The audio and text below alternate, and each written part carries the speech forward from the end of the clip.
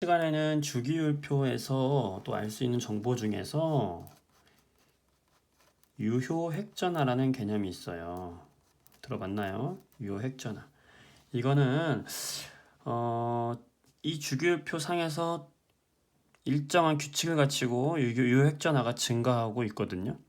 상상을 한번 해볼게요. 우선 그 전에 유효획전화는 건 뭐냐면, 유효하다는 건 뭐예요? 실제라는 거예요. 실제.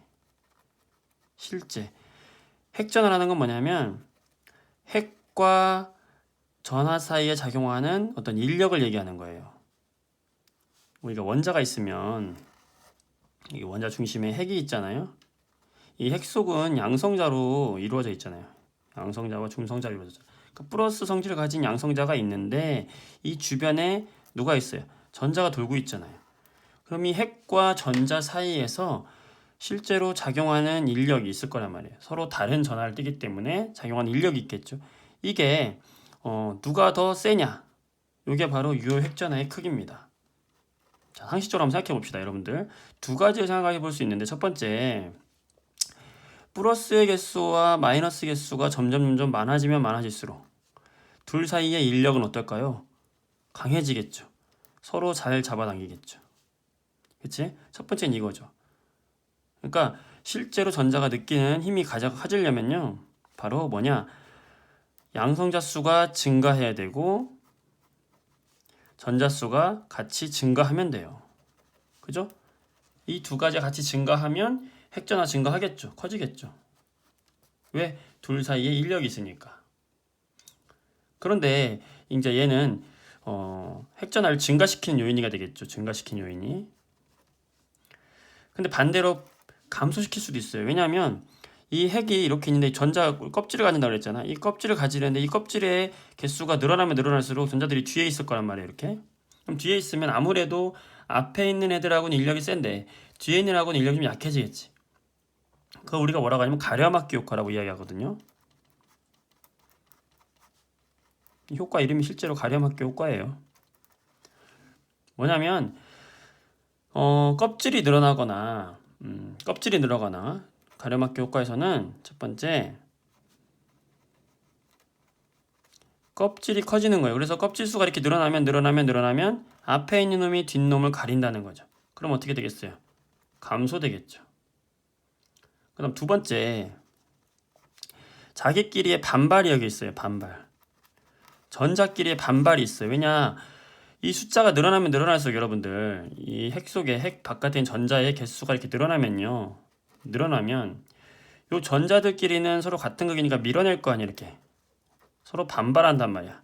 반발하면 팽창하겠죠. 팽창하면서 이 핵으로부터의 인력을 감소시킨단 말이에요. 그래서 전자수가 늘어나면, 물론 전자수가 늘어난다고 해서 전자수가 늘어나면서 핵 속에 있는 양산수도 같이 늘어나기 때문에 인력이 증가하지만 반대로 이렇게 반발하면서 감소시키는 영향도 있다는 거예요. 이 세 가지 영향을 모두 포함을 했을 때 실제로 유효 핵전화 값을 우리가 계산할 수가 있는 거죠. 그때 가장 큰 영향을 주는 게 바로 누구냐? 1번 영향이 누구냐? 바로 얘예요. 첫 번째. 전자수와 핵 속에 있는 플러스 수와 전자수가 증가하는 게 1번이고요. 두 번째는 바로 이 가려막기 효과입니다. 그래도 가려막기 효과가 있으면 좀 감소하는 거예요.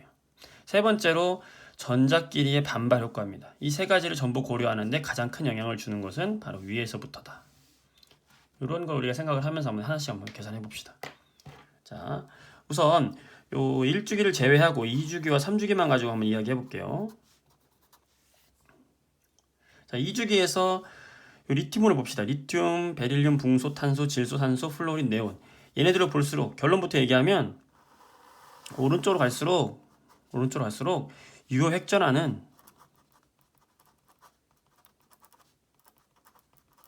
어떻게 된다? 커집니다. 그러니까 오른쪽으로 갈수록 유효 핵전화는 커진다. 이걸 먼저 기억을 하세요. 왜 그럴까요, 여러분들? 리튬 같은 경우에 전자 껍질 두 개라고 그랬죠? 첫 번째 껍질에 두 개가 차 있고 두 번째 껍질에 하나가 있다고 그랬잖아요. 그럼 리튬 핵 속에는 플러스가 몇 개 있어요? 세 개 있잖아. 베릴륨 같은 경우는 어때요? 베릴륨 같은 경우에는 첫 번째 껍질에 두 개가 있고 두 번째 껍질에 두 개가 있을 거 아니에요. 네 개죠. 핵 속에 몇 개가 있어요? 네 개가 있어요. 붕소 같은 경우는 어때요? 5개가 있죠. 5번이니까 5개. 얘는 껍질에서 첫 번째 껍질, 두 번째 껍질 있으면 첫 번째 껍질에 전자가 2개, 두 번째 껍질에 3개가 있겠죠? 탄소는 어때요? 핵 속에 6개가 있겠죠? 첫 번째 껍질에 2개, 두 번째 껍질에 몇 개? 4개가 있겠죠. 지금 순서를 보니까 어때요? 첫 번째 껍질엔 전자수는 똑같고 두 번째 껍질엔 전자수는 점점 늘어가죠. 그러면서 핵 속에 있는 양성자 수도 점점 늘어나죠. 자, 다 해볼게요. 그래도 질소 7개 있겠죠. 넷, 다섯, 여섯, 7개 있겠죠. 첫 번째 껍질 안 그립니다. 두 번째 껍질만 그릴게요. 하나, 둘, 셋, 넷, 5개. 자, 산소 하나, 둘, 셋, 넷, 다섯, 여섯, 7, 8개 있겠네요. 플러스가 첫 번째 껍질에 2개, 두 번째 껍질에 하나, 둘, 셋, 넷, 다섯, 6개 있겠네. 플로린 어때요?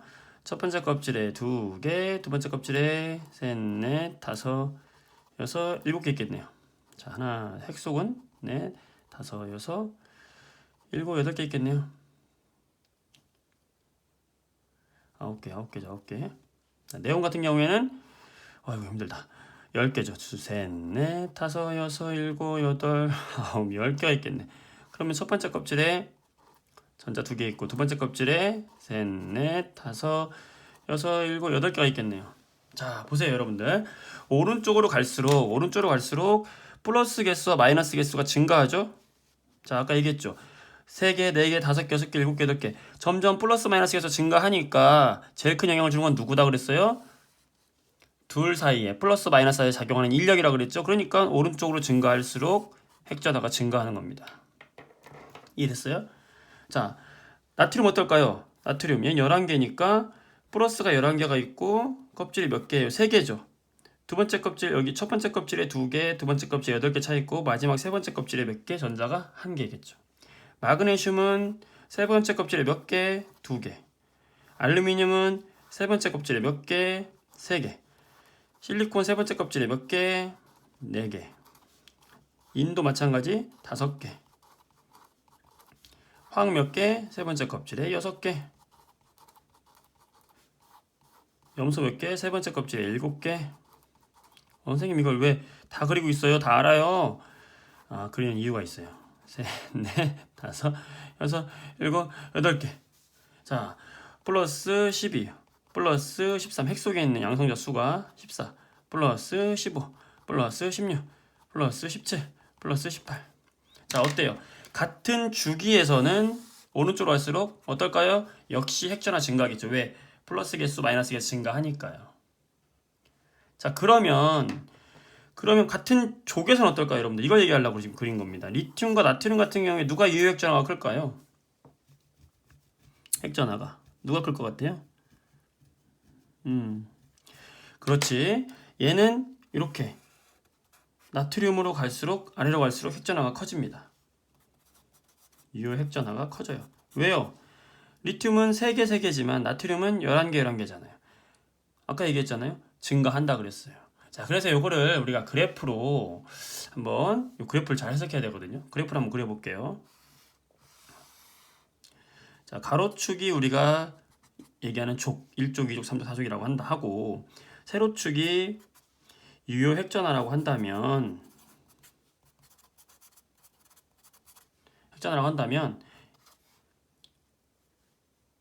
여기 아까 했던 리튬, 베릴륨, 붕소, 탄소, 질소, 산소, 플로린까지만 내용까지 한번 해볼게요. 얘네 어떻게 되냐면 이렇게 돼요. 이렇게 됩니다. 얘가 리튬, 나트륨이 아니죠. 리튬, 베릴륨, 붕소, 탄소, 질소, 산소, 플로린, 네온 이렇게 돼요. 그런데 나트륨 어떨까요? 나트륨은 리튬보다 좀 더 크다고 그랬죠? 이렇게 나트륨 여기 있어요. 자, 이거 잘 보세요. 여기. 자, 여기서 해석해야 됩니다. 잘 보세요. 자, 얘는 이렇게 됩니다. 이렇게. 1족, 2족, 13족, 14족, 15족, 16족, 17족, 18족일 때 나트륨은 리튬보다 플러스 개수가 많고 마이너스 개수 많으니까 핵전화는 더 높아요. 당연히 커요. 자, 그걸 알아보려는 게 아니에요. 나트륨에 있는 3족이 어때요? 전부 핵전화 커지겠죠. 아까 얘기했죠. 이렇게. 그럼 여기 뭐예요? 마그네슘, 알루미늄, 실리콘, 인, 황, 염, 아르곤이에요. 자, 근데 문제는 뭐냐? 바로 여기서 이제 퀴즈 나옵니다. 여러분들 시험에서 이제 좀 더 난이도를 높이면 그런 게 나오는 거예요. 같은 주기에서는 점점 증가한다는 거 이해합니다. 왜? 플러스 개수, 마이너스 개수가 올라간다. 같은 족에서는 원자 번호가 커질수록 껍질수가 많을수록 핵전화가 증가한다. 이해됩니다. 왜? 플러스 마이너스 개수 늘어났으니까요. 여기까지 이해해요. 그런데 여기 볼까요, 여러분? 네온하고 나트륨 보세요. 첫 번째. 자, 이게 중요한 거예요. 중요한 거. 첫 번째, 네온과 나트륨을 비교해 보자. 상식적으로 네온은 몇 번입니까, 여러분? 10번이에요. 나트륨은 11번이에요. 그럼 여러분이 생각할 때 나트륨이 원자 수가 더 플러스 수가 더 많으니까 얘가 핵전화가 더 이렇게 클 것 같잖아요. 플러스가 11개고 마이너스 11개고 얘는 플러스 10개고 마이너스 10개고 나트륨이 더 클 것 같잖아요. 그런데 실제로는 어떻다? 이게 아니다. 누가? 바로 네온이 나트륨보다 크다는 겁니다. 이거를 시험에 낼 거예요. 왜 큽니까? 전자수가 하나밖에 차이 안 나요. 하나밖에 차이 안 나는데 나트륨으로 점프하면서 껍질 하나 더 생겼어요. 자, 네온하고 나트륨 비교해 볼 때 껍질 하나 더 생겼어요. 그러면 플러스 마이너스 효과는 나트륨이 더 인력이 더 크긴 하지만 나트륨은 껍질 하나 증가하면서 전자가 세 번째 껍질로 갔거든요. 그러면서 가림 효과가 생기는 거예요. 앞에 있는 전자들에 의해서 가립니다. 그래서 핵전화가 오히려 더 네온보다 작아집니다. 네온의 핵전화가 더 높잖아요. 지금 여기가 약간 높죠. 같은 주기에서는 증가하고 같은 족에서는 증가하지만 바로 한 주기 차이, 2주기와 3주기에 2주기 마지막 끝에 있는 네온과 3주기 처음에 있는 나트륨의 크기는 누가 더 크다? 네온이 더 크다. 왜? 바로 가림 효과 때문에 그렇다. 요거를 이제 시험에 내오면 여러분들이 헷갈리는 겁니다. 이해됩니까? 자, 그 다음 나트륨과 리튬을 비교해 볼게요. 리튬은 몇 번이에요, 여러분들? 3번이잖아요. 3번. 나트륨 몇 번이에요? 11번이잖아요. 그러면 원자 번호 차이가 몇 개 차이 납니까? 8개 차이 나잖아요. 그죠? 그럼 이 얘기는 뭐냐면 플러스 마이너스 효과가 8배가 나야 되잖아. 근데 실제로는 한 1.2 정도밖에 차이 안 나요. 8개 정도 차이 나야 되는데 왜 1.2밖에 차이 안 날까요? 그렇게 차이 많이 안 난단 말이야. 왜?